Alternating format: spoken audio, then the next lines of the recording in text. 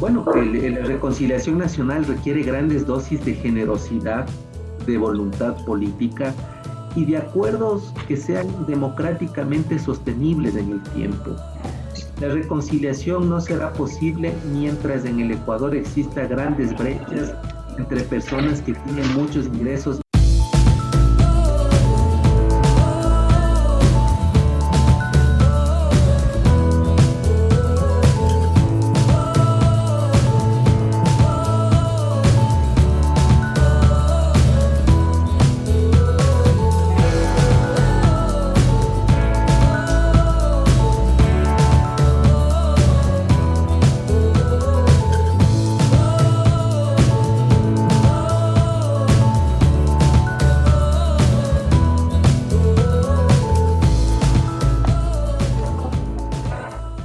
En plena campaña electoral del Ecuador 2021, tenemos dos candidatos presidenciales que a partir de sus propuestas no sabemos si realmente van a ser ejecutables o no.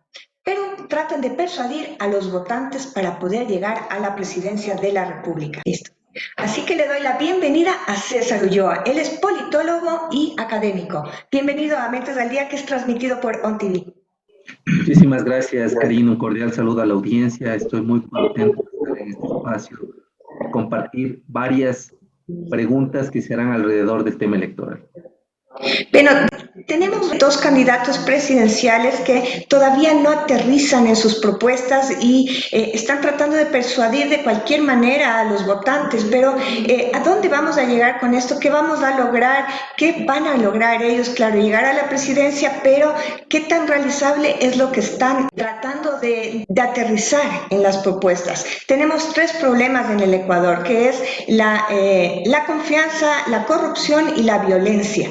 A partir de eso, ¿qué es lo que se puede hacer en el campo de la política social que nosotros realmente necesitamos como país? Indistintamente de quién gane las elecciones, el escenario es extremadamente complejo porque tenemos una multiplicidad de crisis económica, sanitaria y una descomposición social acelerada. Nunca antes la magnitud de la crisis se ha presentado de tal envergadura en el sentido de que la propuesta de los candidatos en la medida de que no alcanza a resolver el déficit fiscal, es decir, el Estado tiene más deudas que ingresos, no alcanza a resolver inmediatamente el desempleo, 7 de cada 10 jóvenes están en condición de desempleo, y no alcanza a resolver tampoco, ¿no es cierto?, el indicador de pobreza y extrema pobreza, que en el Ecuador hace que 4 de cada 10 ecuatorianos y ecuatorianas vivan con menos de $2 al día. Es decir, ninguna propuesta alcanza para resolver la tremenda problemática que atraviesa el Ecuador en estos días. Pues sí, la importancia de llegar a acuerdos es básico en este país, pero ¿qué sucede si tenemos un quiebre entre movimientos sociales, un quiebre entre también la parte privada que simplemente esperan a que gane el que gane y veré qué hago con el que gane? O sea, ¿por qué no hay acuerdos desde ya para poder empujar todos juntos y poder realmente sacar de la crisis a Ecuador? El Ecuador necesita un pacto social con una agenda mínima de 3 o 4 temas. La primera, inevitablemente, es el plan de vacunación que tiene que ser universal, gratuito, dado, con una gran cobertura, pero sobre todo ético. No puede ser que la gente se siga saltando la fila. La segunda, que es importante, es el sostén de la dolarización, porque esto de alguna manera permitiría estabilidad y además, ¿no es cierto?, garantizar ciertas condiciones para comenzar en un proceso de reactivación económica. El tercero, inevitable, es el que tiene que ver, ¿no es cierto?, con la convivencia social.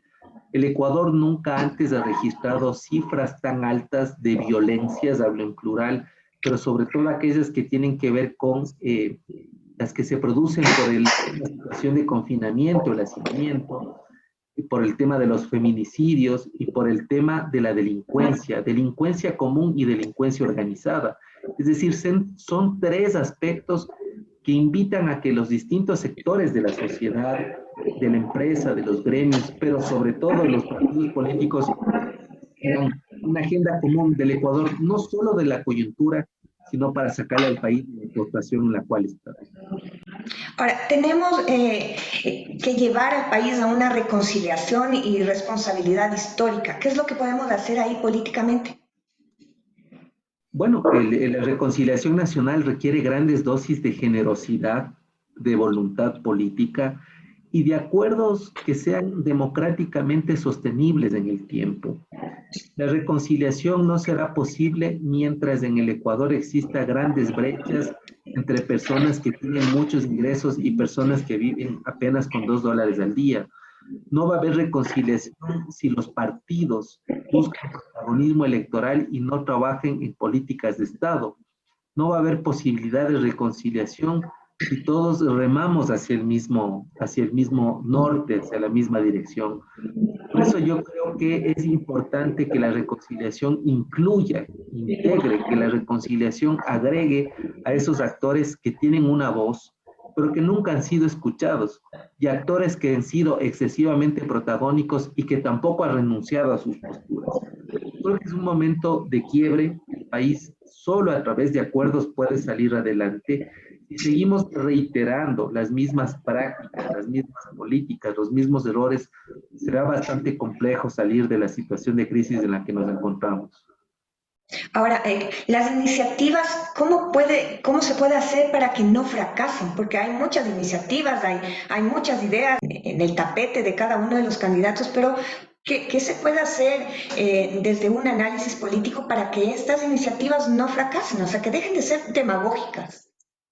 Primero, hablar con transparencia. Cuando se habla con sinceridad, la gente cree en la autenticidad de los políticos.